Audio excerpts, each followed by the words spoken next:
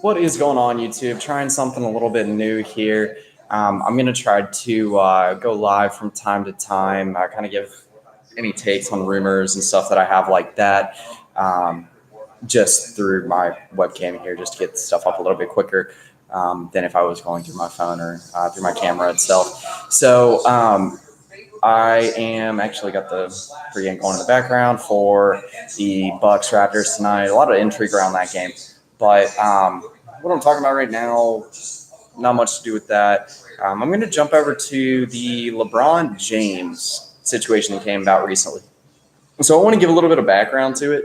I'm sure a lot of people are aware of it, but I think the overarching point here is the instability right now in the Lakers front office, the coaching staff, the locker rooms, kind of head to toe, even with the ownership. So if people haven't seen it yet, Stephen A. Smith coming out on SportsCenter, I believe it was, about a week, maybe two, about a week or two ago, on saying that, you know,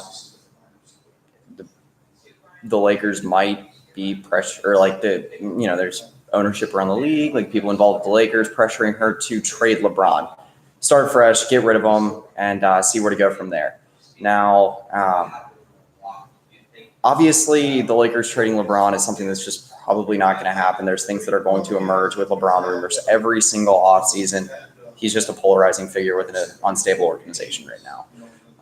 Now, there was a list that was brought about a couple weeks ago, maybe about 10 weeks or 10 days, 14 days ago maybe, stating, the odds of what team LeBron would start out the 2019-20 regular season with. The Lakers were obviously the far and away favorite. I do still think they will retain him almost no matter what. But there are a few other teams that have emerged. The Pelicans have emerged in trade rumors with LeBron. I don't think LeBron's going to the Pelicans. I think that would just be Anthony Davis winding up with the Lakers alongside LeBron, maybe involving a three-team deal. Now, if a three-team deal wasn't on the mix to get LeBron, I somehow think that it's going to be the Knicks, Pelicans, and Lakers if there's that 1 in 1,000 chance that actually happens.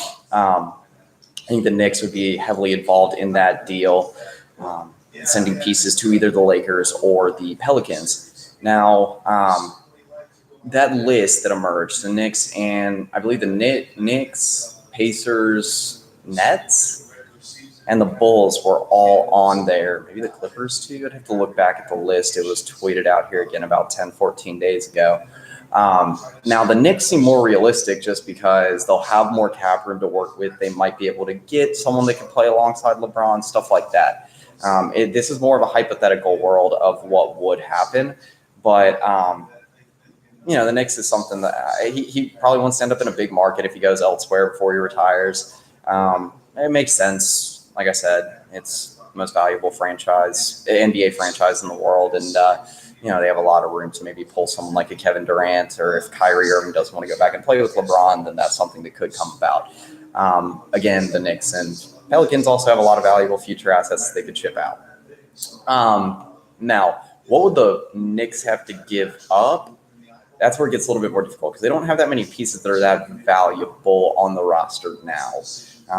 The reports already came about that the Pelicans aren't interested in dealing with Kevin Knox. Kevin Knox could be a good piece here for the future, but it just doesn't sound like he offers much value here at the moment. They already traded Kristaps Porzingis, who was probably their most valuable piece beforehand. And then, again, I can give it some research here, but I just don't think that there's that much that the Knicks could do in the way of current assets. It would have to be more of like a sign and trade almost, or not sign and trade, but it would almost have to be more of like shipping out draft picks, attracting someone like LeBron. Even if they did like impress Anthony Davis, it would have to be something to where like the Knicks sent future draft picks, stuff like that. Unless they just get a massive haul this season, I just don't think they're really going to be in contention next year either with the team that they have at hand. Now, on to the Bulls. So what do the Bulls have that they could send out? They do have more pieces in store right now, that could impress a team like the Lakers than the Knicks do. It's not going to be by a huge margin, but they do. Zach LaVine, Lauri Markkanen, Wendell Carter Jr., even Otto Porter Jr., deeper down the list, they still have draft picks to work with. Denzel Valentine, Chandler Hutchison.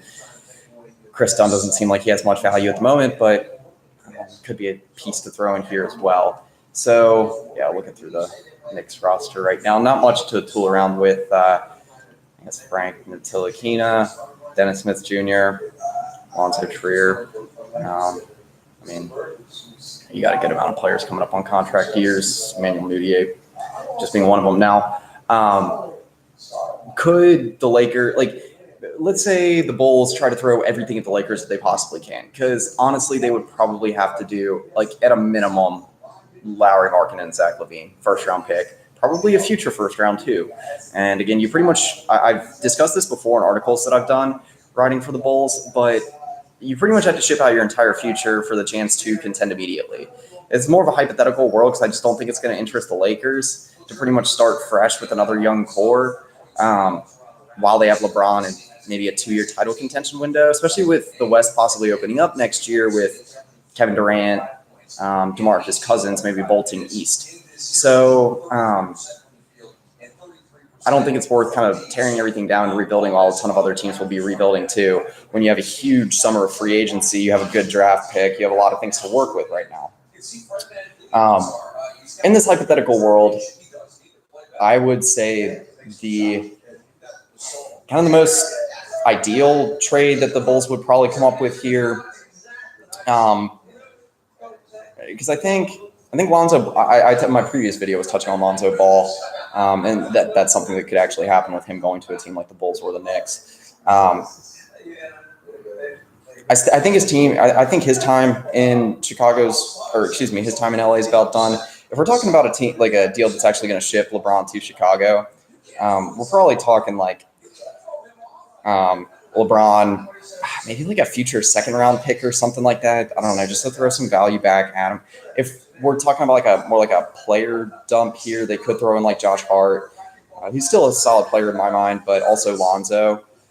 Send those 3 pieces to the Bulls, maybe 2 of them, and you're probably getting a return of Lauri Markkanen, Zach LaVine, Wendell Carter Jr., and then a 1 or 2 first-round picks. Now, that's a good return. I mean, you get 2 maybe future stars, rising stars, a solid, eventually starting caliber center for or with Wendell Carter Jr. And then you still get the number 7 overall pick, which even though this is a thin draft class, could still be something of value, especially when you're trying to build a roster. Essentially, your rebuild becomes what the Bulls rebuild out east is right now.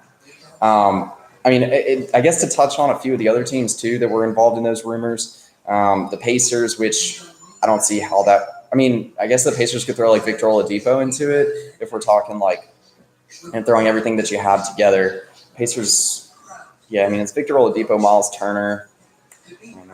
That's pretty much all you'll be sending that way. Domantas Sabonis might be a value. Bogdanovich is coming up on a contract year, and you're pretty much sending your entire young core there too.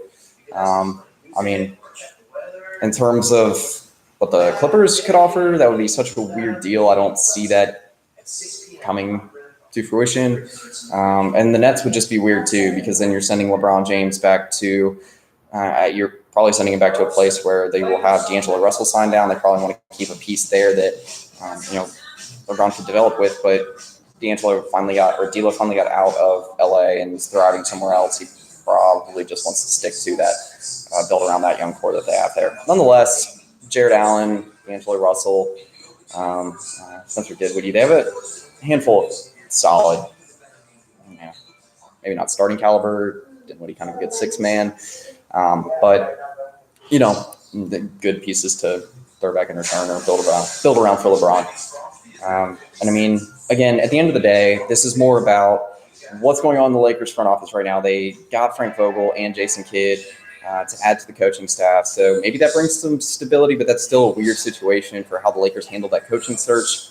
Obviously, things have calmed down a little bit for Jeannie Buss, but that's still a weird situation. So I'm going to leave it right there. This is interesting to watch because the Lakers do have a very thin title contention window before LeBron just starts aging out. I mean, in most people's opinion, he's already maybe the fourth or fifth best player in the NBA. He's definitely slipped off the mantle of the best player in the NBA. And he's going to need someone to come in, make that playoff push right away, whether that be a guy like Anthony Davis, if Kyrie Irving wants to come back. Bradley Beal's been mentioned, Mike Conley, Drew Holiday. There's a ton of pieces on the trade market right now. But yeah, that's pretty much it. I wanted to touch on, it's fun to look at hypothetical trades between the three biggest market teams in the NBA, between the Bulls, Knicks, and Lakers, but all three of them are pretty bad right now, and all three of them find themselves the top 7 picks in this year's lottery. So plenty to discuss for all three of those building rosters. Anyway, that's pretty much it. See ya.